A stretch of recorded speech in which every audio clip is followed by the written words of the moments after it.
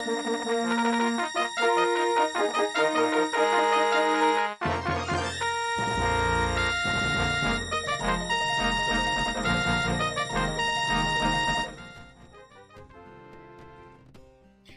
as I was saying, Return of the Jedi was basically the end of the story, the meat and potatoes, right? And it didn't open anything up to extend the story. That was it. It tied up all the loose ends. We always talk about it, all the tropes, all the arcs. Everything ended with Jedi. All done. There wasn't any like, oh, what happened to so and so, and what happened to Luke, what happened to Leia, nobody. There were no questions. It was like done. Now, 40 years later, everyone's like, oh, well, let's build a new franchise. Let's make more money. Let's like extend this out. But George was like, cut his check, ladies and gentlemen. George said, the father said, hey, you know what? I think these characters needed a backstory, and I mean, we needed to find out a little bit more about the Republic and the Jedi and the Clone Wars, because those were three things that were discussed but never extrapolated, right? The clones, what are they? So the prequel trilogy made sense to me. So that was fine. But now with they're just messing around with stuff, and nobody wants to spend time and really make it good. And like you say, team, there's a lot of trash. There's a lot of trash, and they're trying to throw a lot of stuff at the board and see what sticks. There are moments that are good, but it's not. I wouldn't spend any more money on it. Wow. I'm crying right now. This, ladies and gentlemen, this is classic. And now they're gonna inject into Star Tours Mandalorian cutscenes, which we'll probably never see. Like, you could ride that. You could go on that ride 1,000 times and probably not see all the new stuff. So to be honest, I've rode Guardians 26 times. I still haven't heard September, but that's a story for another day. So and it's 26 and counting. And all we get is I get iRun and fucking Conga every time. Conga. That's all we get. Yeah. Am I frozen? So, you might be, but yeah, I mean, this has been a great start to the show, ladies and gentlemen. If you're new, welcome to Carbonite Bounty BS. This is really a milestone event for the show. If you've been with us over the last couple of years, for whatever reason, we're getting an authentic, I feel, Ken. Ken is, might have been removed from the Disney payroll, so he's a little bit more raw with his opinion. So yes, he's a little bit more generous with his opinion. So as we start the show, obviously, we will obviously get into what we've done new, which is our fan fiction storyboard. But no, it's been great to discuss off air and starting the show off with. There's not really a lot of Star Wars news. We haven't really reported news for the last couple of weeks. So if you guys are wondering, it's really quiet out there.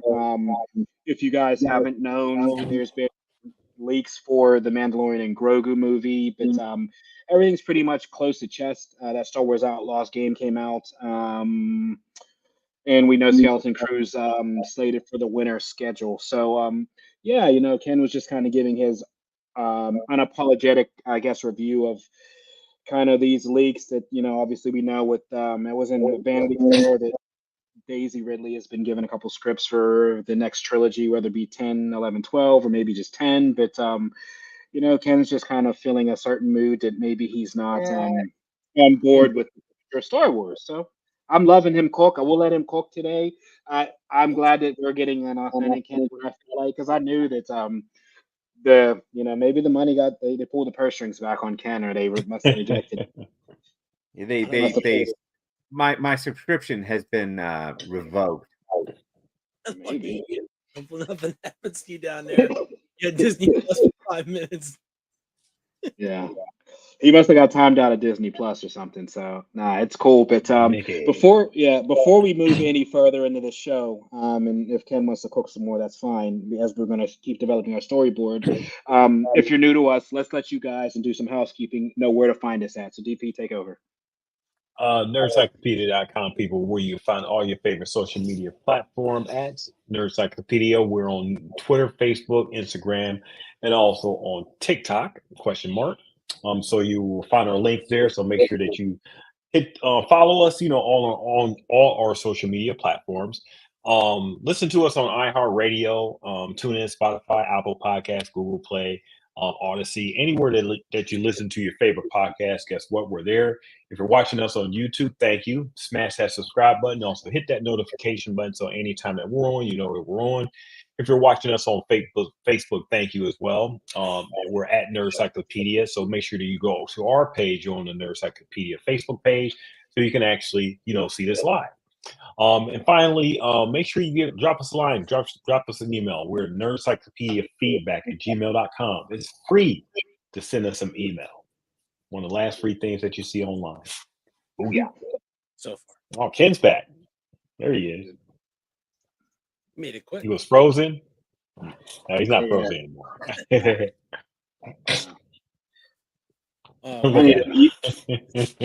He might need a new internet provider. Just saying. I can't. I do. I have one. It's not the internet. It's we had a power out. Everything went out. I'm trying to get everything back online. I got 800 devices to power back on. The hamster back here is trying to get the wheel going. So I got some. It's buffering right now because. Yeah, you got to whip that hamster into shape, man. So yeah, I mean they're gonna make this new trilogy, and the one before pretty much failed. Why are you gonna do this? And does anybody really care, like what happened or what is gonna happen? I don't know. Yeah, it made a lot of money. So did Titanic, and that was 2-3 hours of trash, and it made more money than anything in history. How much did Titanic make? So since we're doing an impromptu show today, what are your true thoughts of the way they portrayed Luke Skywalker in the sequel trilogy? Because you told us something different. So since we're getting this this new Ken today, what are your thoughts on Luke Skywalker? I mean, do you say we just rewrite, 7, 8, 9, and then get a real version of Luke Skywalker? I think they were trying to portray Luke as sort of like a Yoda, like kind of in hiding, disheveled, and they did that. They did that. We need that. I like that. Confessions. I like this. This is good, man. This is great, and it's live, so we got all this on the internet, Ken. So when you say they portrayed him like a Yoda, I mean Yoda wasn't that like. I don't know. Yep. I told you guys when we were doing that, bro. That whole hermit thing they did with him, and he's so powerful, but he's not, and then he dies by force projecting himself. That was Yoda. I mean, when you compare Yoda in Jedi to Yoda in Phantom Menace, Attack of the Clones, I mean, those are two different dudes in evolution of two different people in the evolution of their being. I mean, they're completely different. And Luke is different too. Luke in Return of the Jedi is way different than Luke in Rise of Skywalker. Completely different characters. Same guy, which is interesting. Same actor, but completely different vibe. Well, I mean, the crazy part is, so they stripped his. The thing that pisses me off now that we're talking about this kind of confession session is looking back on it. So why the hell did they take away his black wardrobe? I just saw it on the internet a second ago. That really just pissed me off. I just was on the internet just Googling photos of it. That was the coolest shit. He was kind of this dark, you know what I mean? Yeah. The black suit. It makes sense though. It makes sense. When did they introduce the black suit for him?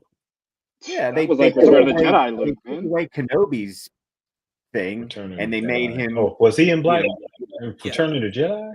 Yes, he was. He shows up at Jabba's palace dressed up and then the Emperor shows up dressed up exactly. Okay. It's supposed to show Luke is teetering on the edge of darkness. The edge of darkness. Gotcha. Okay. One little push, I don't know. I missed that. Or the black, black suit Luke. Come on, man. When he was fighting his father in the Death Star at the end, like, that was the rage that they talked about. I just kept remembering it after, like, when he was a teacher or trainer or whatever at the Jedi Temple and stuff. That's all I remember him in black and everything. So I forgot about that. Now that could be something that they could do, is pick it up from at the end of Jedi. Now, why did Luke show me why Luke had to be why he disappeared? What happened? Why did he distance himself? But we all know, so what really happened. And the only way they can explain it, which I don't trust them to do, would be like he was like Obi-Wan. He fell in love with Mara Jade, which is like the true story, and she died. And it drove him, because think about it. This is like the Obi-Wan is lost, he lost his love, and then he kind of went down that path, and then he was like, tasked with taking care of Luke as a son. Exactly. Same thing with Luke. He lost Mara Jade, and he lost his nephew, and then he's like, fuck everything, and kind of maybe that drove him to that. But as you said, we need to see that. So then we need to see Last Command and Heir to the Empire. We need to see that trilogy up on the big screen, not Force Awakens. Like that, you know what I mean? If we're gonna do that, which makes total sense, let's see Mara Jade. Let's see the Emperor's Fist. Let's see that character up on screen, and then we can start to tell the story like that made sense, and that would lead right into Thrawn, which Ahsoka would just fit right in there, because now we know these characters. Well, hey, good. The great thing about what we've learned to do, and as we're trialing with our fan fiction, is in the future, because we have some time, we can turn around and we can go 7.5 to 8, or we can do 7.5 as we want to. So I think that would be a great place to pick up. The difficult part with us saying fan fiction is we just have to, it'll be more difficult for us to do that because of copyright, as Hitch has shown us. We would have to do a lot more writing because ChatGPT can't necessarily use copyright characters. So we'll see with the capabilities. But I mean, it's so ChatGPT couldn't talk about Mara Jade, couldn't talk about Luke Skywalker. I mean, probably make it. I'm guessing we'd have to be delicate. We'll have to describe the character without saying the name, like Voldemort. MJ. Yeah. And we can. Correct. We could have the web slinger come flying through, like that Spider-Man show. Spider-Man show in the Star Wars. Hey, why not? Why not? It would Spider-Man be with a almost as lightsaber. good as what we got. Man, I can't believe he's saying this. This is crazy. Like, I'm glad we're live. Realness here. It feels like Ken finally is like this is the real Ken. I love these Ken fans. I do. My frustration with Star Wars is starting to be like you're starting to run into dead ends in too many of these eras where you've introduced it and then there's nowhere for it to go. So like the High Republic era, like the Acolyte, that story literally went in circles. They walked around in circles on that forest planet at $627,000 a minute. I saw that the other day. I think they half-ass it. They don't want to fully commit. They started with an idea but don't want to fully commit. Like you could have did a second season and just finished it out. Just do the second season because it was some good ideas there that needed to be completed. Now here we are with a hanging story and everything. Kind of like how the Last Jedi did going into Rise of Skywalker and stuff. Yeah. So you split the fandom there with the Last Jedi. Now everybody's disappointed with what came of Rise of Skywalker. And so then, with the season of Skywalker was like at the end of Force Awakens. It was like the Last Jedi never happened. Like that film never. You got to split in fandom and everything. Half the people liked it, half the people hated it. Yeah. With the Acolyte here, you got a second season that's never going to come out, and we're going to basically just finish seeing the rest of these stories in the comics or whatever, which is fine. or So books or what have you. they're phasing that out allegedly. So Disney's removed. I don't know if if you're like a fan. So this is Star Wars news. So Disney is phasing completely out the accolade as it didn't exist. They removed everything, all Hasbro Oh my toys, God. all stuff from Shop Disney. Yeah, it's like we fucked up. So yeah, everything from the accolade has been pulled. Funko Pops, you name it. Like yeah, they're deleting that whole era. But Bring it George kind of back.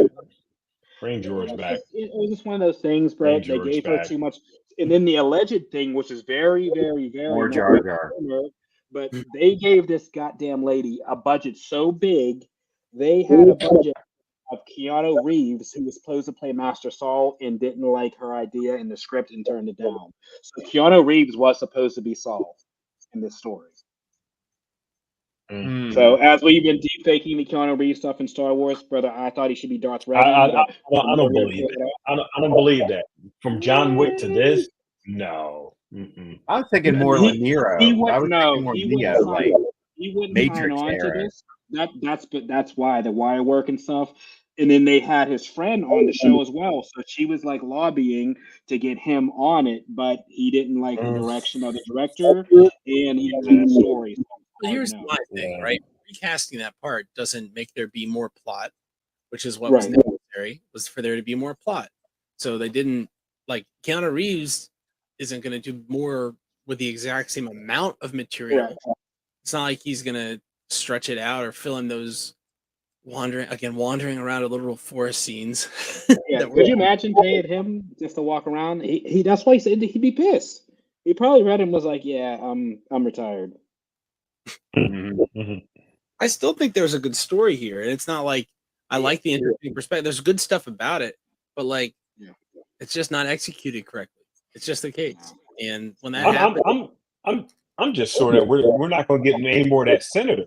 That one senator that was just like, I mean, he had like the best line of the whole series and stuff. And it was intriguing because he was the one that sounded like he was going to bring down the Jedi, one way or the other, and it was going to be his directive and him getting influence in the Senate that was going to like show light that the Jedi were these, you can't trust them and everything. And they never did anything with that. It's like they had these ideas and they never followed through. Like, I don't get it. I watch other series and they, other shows I watch seem to have that. Like they build the story and each episode is good and it builds on the last one. But then what we're getting with some of these Star Wars stories is like, well, what you also have here is you have like either a really not so much a hot potato, but you have like a gold nugget in your thing, and it's a delicate nugget or whatever.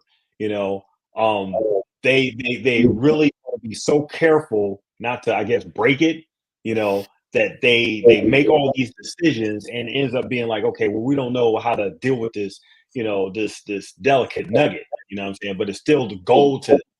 So they put it here, put it there and stuff. And, they just don't know what to do with it, and at the end of the day, it ends up disappointing everybody because it's a solid gold nugget. I mean, it's like self-explanatory.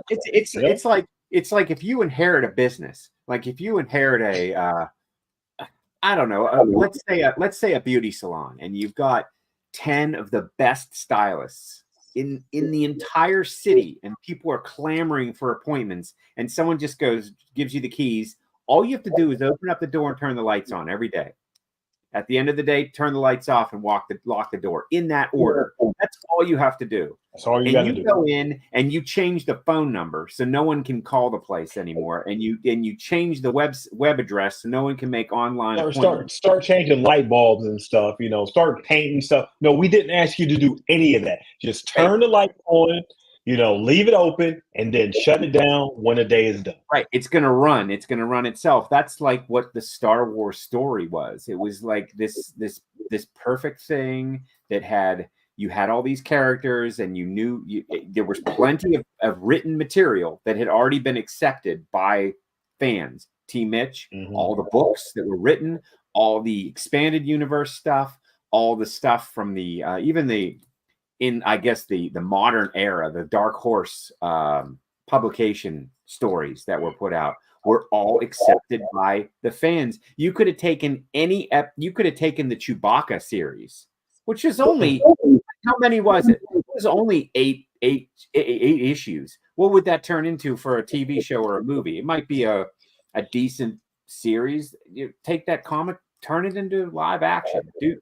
That's it. Don't Clone Wars, and that was something I thought was total garbage. But then we dug into it. Wow, this Ken is crazy today. No, because he wasn't. Because I mean, remember when Ken started this, it was, and Scott to a degree and everything. It was total.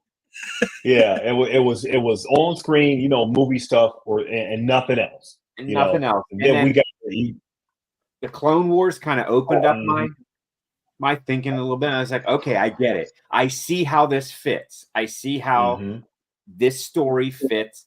And it went 9 seasons, right? There were 9 seasons of it. And we were there to premiere the end, like the final season, and we reviewed it. It was like, okay, this is good. And then there were then Rebels, and and then Bad Batch. We dug into that, and these stories all kind of fit.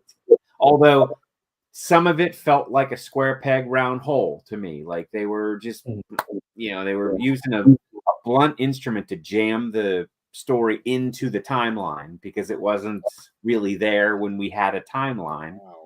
I mean, there was a time back in the 90s, early 00s, where you could write, any of us could write a Star Wars story, but it had to adhere to very specific things. And you got that in the mail. They would send that to you. And they said, you can do whatever you want. Kind of like it has to fit in the Star Wars, kind of like a Star Wars Bible. Like I complained about, in the whatever that last shit we watched was. I forget the show name. What was it again? I'm not even joking. The Acolyte. Yeah, that was my thing. Like there's a Star Wars Bible, and there's a guide, and as you said, there is a way to do the story. We talk about the salon, bro, don't veer off. Don't give a motherfucker a lightsaber whip to smack a goddamn moth out of the sky, and that's it. And then you don't face your protege; he just runs from you. He's a dark side user. It's we don't get to fight. There was no payoff. She didn't even fight nobody. I'm just Ken, I just want to know, because I feel like I projected myself into you. But there were other things. There were other, the Acolyte's a good example, but there were other parts of even Ahsoka that were. So Ken, where was this energy?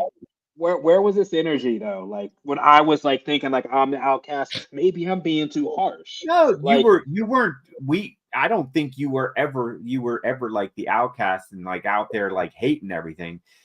There were a few moments where I thought you might have been a little heavy on that side, like slicing and dicing.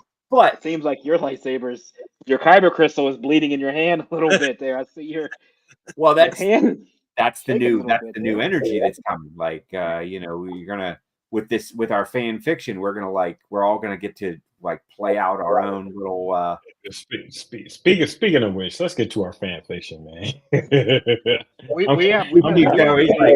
I can't stand any more of this bitching, man. No, we have to table this for a special. Hey, we're 23 minutes in, man. We can go all day with we're gonna have to schedule a Ken Fashion session. Send email. Oh yeah. We have to do a dedicated Ken Fashion. Yeah. Because I like this energy you're with, Ken. So I appreciate this new Ken. I hope we keep this. And this is cool. But guys. Moloch. This is definitely maybe that must be him getting into character from Moff Moloch. So cool. Now that we had our 25-minute bit session of Star Wars, we can dive into our fan fiction and kind of progress our story somewhat. I heard Andor's all right. So we have. Oh man, we're excited. All right, so ChatGPT, do you want to recap? We've created and visualized several characters for your narrative. 1, QT694 Tool, a robot with a golden head and rusted body, initially designed with concealed weaponry, and later styled more human-like and roguelike for a space opera. 2. Moff Moloch, an extremely evil human, taller and darker than Darth Vader, skilled in combat without mystical powers. 3. Creon Velos, a knight with blue skin wearing a black robe and wielding a lightsaber set against a backdrop of an ancient temple. Number 4. John, a green-skinned wanderer in a Western-style outfit depicted in a desert setting, his morality ambiguous. These characters were also shown together in a Corellian freighter's cockpit, capturing a dynamic ensemble scene. Thank you, ChatGPT. Appreciate the recap. I love the delivery and the pattern he has a superb delivery. I mean, he's like, you all seen 2001: A Space Odyssey, you know, HAL 9000, the voice, you know, that sort of very calming, no matter what's going on. He was always just, I think we need to use that vibe somewhere in there. We need a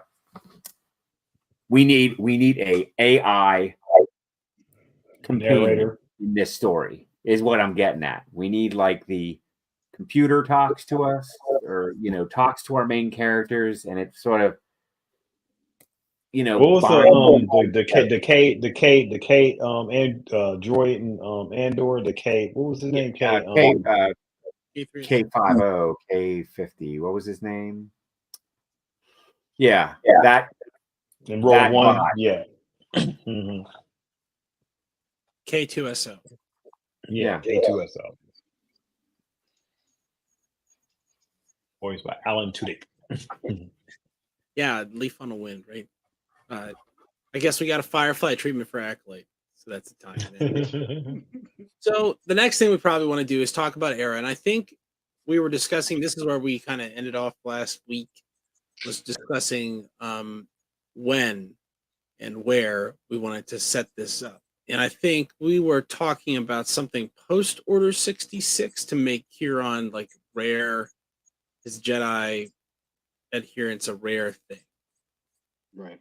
That familiar? I think I was pretty safe to say that was a good time. Yeah, we were going to start the story. Okay.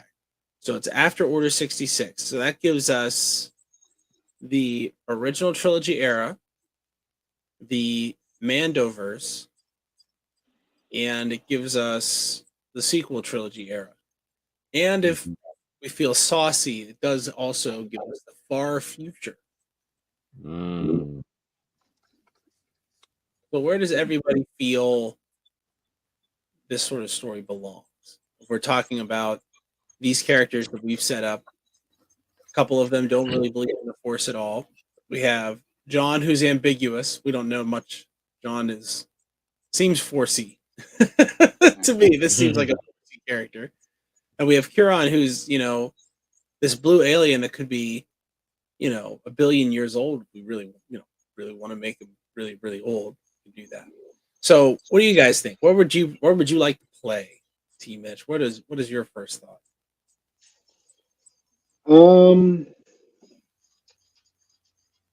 I mean, with this being a fan fiction, and for us to really not play with errors, I mean, why not go beyond episode 9 and just kind of rewrite our own ship, Because anything we do in the middle, it's playing with a ton of copyrighted characters, and it's hard to stay navigate around, because we can do it then, and then it's like, well, what's going on with Ahsoka and all this? So I think it'd be better for us to steer clear and be post whatever that Rise of Skywalker. Post. Yeah. Yeah, I vote post Rise of Skywalker. Definitely. So we talking like 100, 200 years? Like what kind of, are we going to officially, Palpatine is officially dead, non-returned. He will not return. He can't come back anymore. Okay. So that leaves open a nice space to kind of build, to play in, because now we don't really have. Well, we could have a new oppressor. We could have a new. There would be a new supreme evil. I mean, we don't know whose side he's on, what he's doing. What does the government look like? How is our little corner the galaxy running right now? Is it falling back to like a republic format? Is there or are they all systems locally controlled? That's an important piece to Star Wars. Is you have to have some sort of, you've got to have a government, and the government's either going to be bad or neutral. I mean, like what we're used to. I mean, well, based on our time frame, I would say post Final Order, there would be at least a false sense of like maybe episode 4. It's almost like repeating that, right? To where like it's kind of like peace. Nobody, the Empire is gone, so to speak, again, or the Final Order, and everybody seems like, it's kind of like kumbaya, everything's cool. And So meanwhile, as we know that there's other things in the background, kind of, as a cycle of life, it seems like it's building back up. So could we might have like, maybe we'll look at the Kenobi era where there was just a Senate and there was a lot of politicians, politicking, all with their agendas, representing their respective systems. Different systems, yeah. And we'll just have a very, like you said, very kumbaya. Everything's fine. You take a little, we take a little. We've got the guild, we've got the banking guild, we've got these various kind of federations that handle specific aspects of the economy. But overall, pretty chill. There's no conflict going on when our story starts. Right.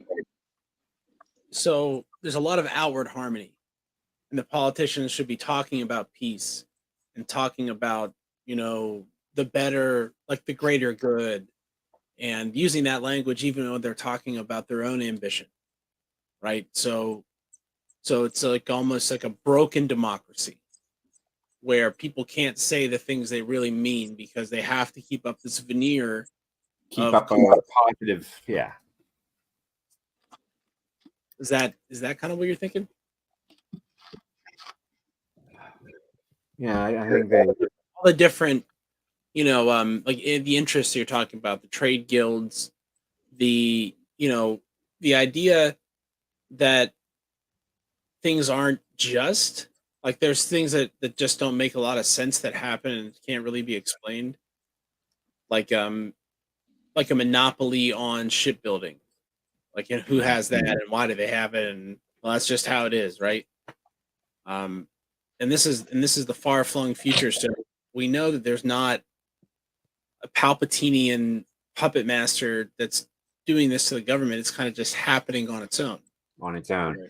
And there should be because to me, the way I feel about it, there was always this. We have to have a door that can be opened to let a rebellion start or something, because what we're going to have is a lot of upper class and lower class. And the upper class are the politicians and the leaders, and they're making all the decisions. And you've got the lower class that's where your rebellion comes from. Because that's the way it always was. You had entire planets that were just slaves, like Tatooine and Andor. They were just planets that were full. The people on it were just slaves. They didn't. Coruscant was the only planet where there was sort of a little bit more of a diverse populace. Like what? Rebels of peace? Like people who are like so much like not really believing like the peace that's going on. Right. Like Steel City was saying that you must always talk about peace and good and work for the people, but really they weren't. Right.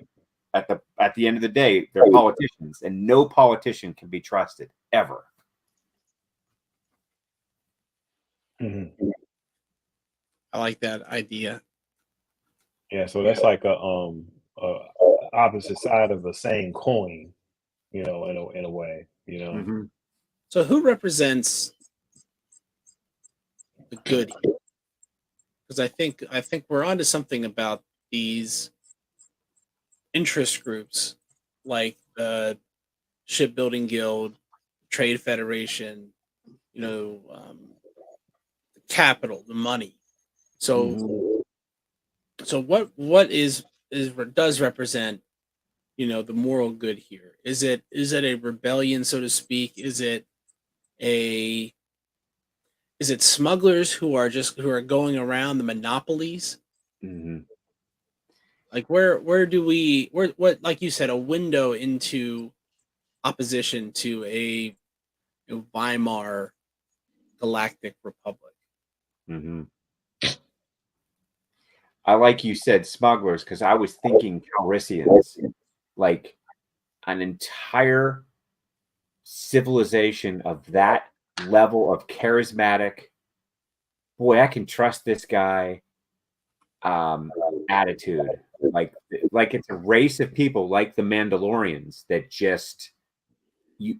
And I'm talking old school Mandalorians, not what we saw in the in the Ahsoka and in the Mandalorian, but the original, the ones that were destroyed by the Empire. Very regal, very leader oriented. I like the idea.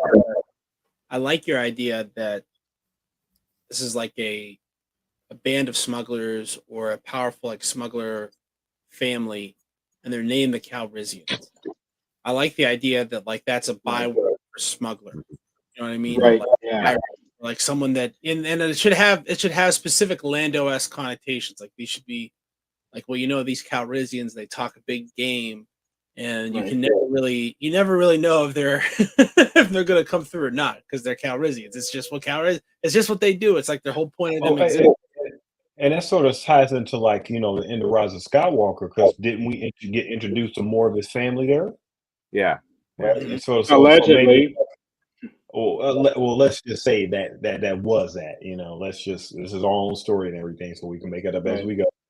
But through the years, the Calrissians been gaining power, or been gaining influence and stuff. So Mhm. this would sort of tie into what we last seen with like stuff in the Rise of Skywalker, I believe. Yeah. Yeah. That sounds good. That could lay a really good groundwork that this family, like so many famous families through our history that gained power and held a seat of power, like in Great Britain. I mean, they had families that ran that country for hundreds of years at a time. Like one family would just rule, and the brother would rule, then the son and the daughter, and it would just keep going. And the Calrissians eventually rose to a point where they were galactic rulers Of peace. of peace. Yes. And that then, like we said, like, well, really, are they going to come through with this? Is this like for real? And that's where the rebellion would kind of bubble again. Maybe the Calrissians are like the Medicis in Italy, where they have the banking and they are built their power on trade, but they are smugglers, so they're trying to go legit, and they're trying to like they have this free like I'm just picturing the free trade zone sponsored by Lando Calrissian. You know what I mean? Like Lando Calrissian presents the free trade zone, and they're trying to make it legit and bring it into the Republic as like a legit thing. So they're trying to set up a bank, and they're trying to set up organized military, but they're all pirates. Like they're all Calrissians, but that's the thing, they're all Calrissians. You can't trust even each other. You can't trust And that's them. what they do. That's what they do. And what did you say? What DP? What's John's catchphrase? Oh, what did I say? That's how it is. Or oh yeah, that's it all makes sense. It all makes sense. And that will be the moment in our story where things start to get really Star Wars. Is that's here we go. That's the way So it is. if we're talking timeline, maybe Lando, the catalyst towards it, towards the family stuff. He ends up dying, like maybe just before the story begins. or as the story begins, and his like last will and testament is to have his family be like this, or things happen or whatever, or even before then, a lot of stuff that he did inspired his family to be as big, to grow and be as in the direction that we'll end up taking in and everything, because I don't imagine him being a catalyst, or I do imagine him being a catalyst, but I don't imagine him physically being in our timeline. That makes sense. And that's a very good Star Wars opening, is a main character being immortalized that way, dying, passing away with a big message. I do see his family making him like Colonel Sanders, using him as like their, their forever mascot. Right. You know what I mean? Like, hi, I'm Lando Calrissian here. I want you to come to my casino. Why? It's great. Like, because it's fun. It's his charm. Yeah, I like it. Calrissian. They are this is really starting to shape up well. They are super shady, But you're drawn into them. So basically, whatever they want to happen is going to happen, and they're going to get you to make buy that into it. Yeah, to buy into it. Yep. Because I always dug that whole, like, Empire is still like my favorite piece of this entire thing that we're talking about, and I love the whole section with Han, introducing his new friends to his old friend, and they're basically, Leia's like, how did you ever get mixed up with this guy? But after a while, what happens? Leia Organa, he's a big leader and is a very important piece of the Republic puzzle, basically falls in love with this guy. Not emotionally, but from a leader to a leader. I mean, she respects and buys into everything he's talking about.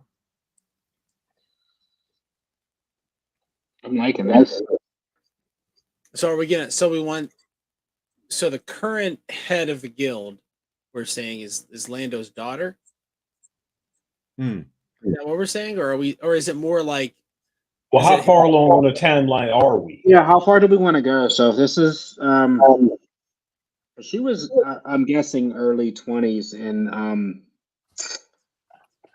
episode 9 or whatever. So if she would be the head, I mean, if we go 20 years beyond, that would make her like in her early 40s, kind of like General Organa.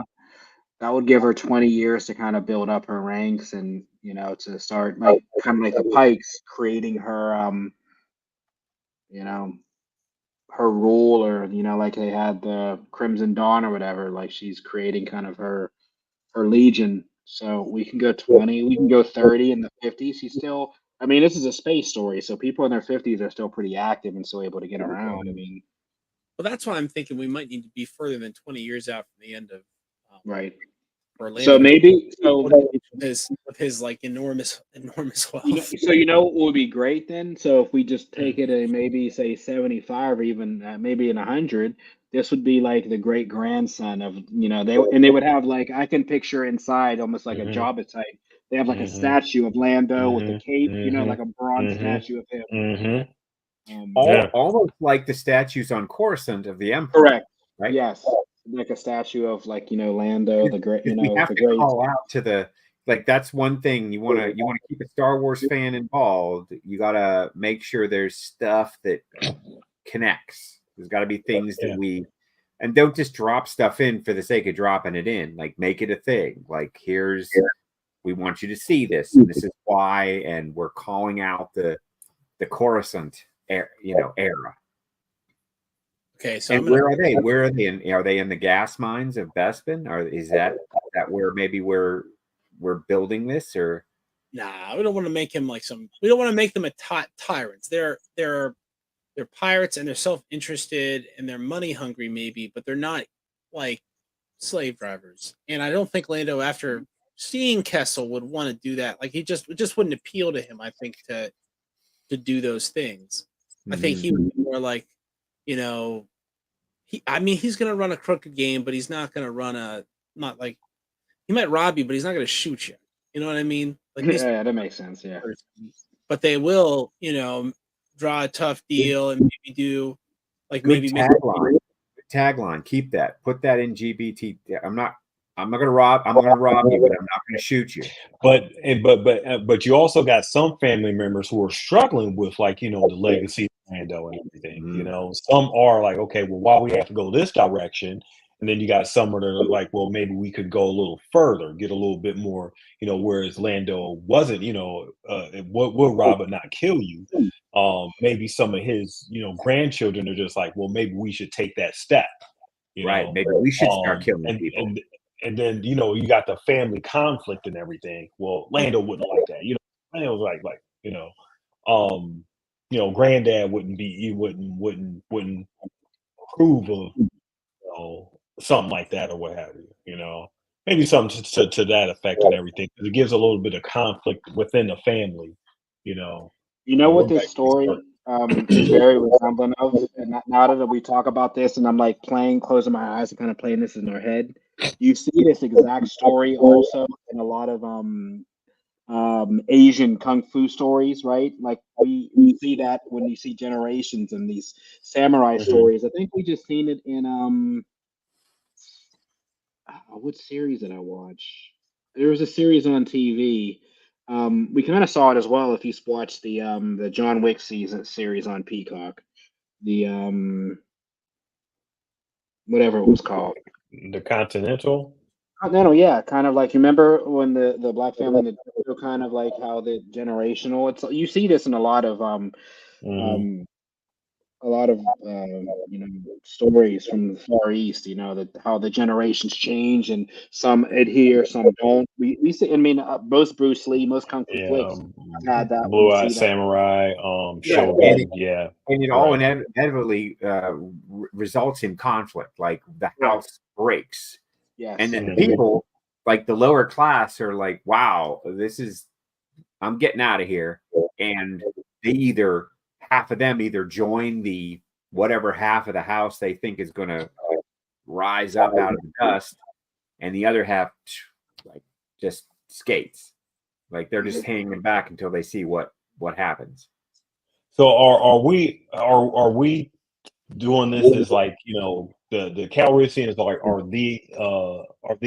they the antagonists, or are they just like plot devices to drive whatever MacGuffin we have to, like, the story? Because we're not even involved in right now the characters that we created, I guess, so far. Yeah, right. Right now we're world building now, right? Is this what kind of what we're doing? We're building we're doing the set. Okay. I think they're more the catalyst that brings these people together. And I think we were talking about the need to get some artifact of the Jedi. And this group is craving legitimacy. So who's legitimate? It's almost a Darksaber thing, but more like, but not. It's not about ownership. It's just about showing that you have continuity with the last time there was a free trade zone, which was like during the Republican days, and they want these artifacts, these relics. Maybe they'll just call them relics of the Jedi, and they know hey, there's one here. If we come out with a new relic, we'll show that we're the real, like, Landos, right? Because I almost see them referring to the leader as the Lando, like how Caesar's name became like Czar and Kaiser and means emperor. You know what I mean? Like forever, just because of how successful they were. So I'm thinking that could be how they all refer. So who's the Lando now? And I think that person should be older and more sensible and more, more like a business administrator. And then we should have this younger group who's jockeying to see who's going to be the next Lando, right? The next head of the smuggler operation, and who's going to be adopted by the current traditional Lando. But these guys are more muscular, and they think, hey, sure, we can continue to trade with our neighbors, but we could also just roll them over because now we have all these ships and money and everything. And that could be another conflict point where you have more an older generation that's more like domination through trade and almost like a mercantile trade, right? Where they're taking more than they're giving. And then this new group that says, hey, why aren't we just like, being all the way in charge of everything? Why don't we just take these places over and then we can just take whatever we want? Mm-hmm.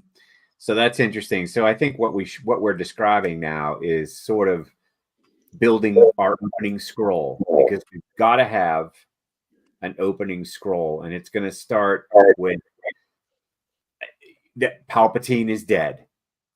100 years after the demise of the worst decision anyone ever made in the galaxy, the Calrissians have risen and brought true order and balance to the galaxy. Now we have our like you were just describing, Steel City, where like now we have this. There's a faction now, a break in this family, this leadership, and that's gonna be like paragraph 2, and then 3 is where are the ashes lying? Like where's everything falling? ... And here comes our characters in this opening, like 15 minutes of our story. We need to really lay out basically the entire framework for our story. Okay. No, this is good. This has been a great session. I mean, we kind of got, because I think that's leading into the next week. I think that's really I guess the outline is like this week we'll finish up with our ideas on kind of like Ken said, the opening scroll, and then next week we'll build out like basically the whole story, and then we can start filling in everything. So so I've been typing all these notes in, just like streaming consciousness, the way we're talking, explaining to ChatGPT what we're doing. And I said, hey, here's all the information. I gave it Ken's beginning to the crawl. And it said The Shadow of the Emperor, which is an all right title, but it's not all about that. So we're going to change the title. But let's see what ChatGPT came up with.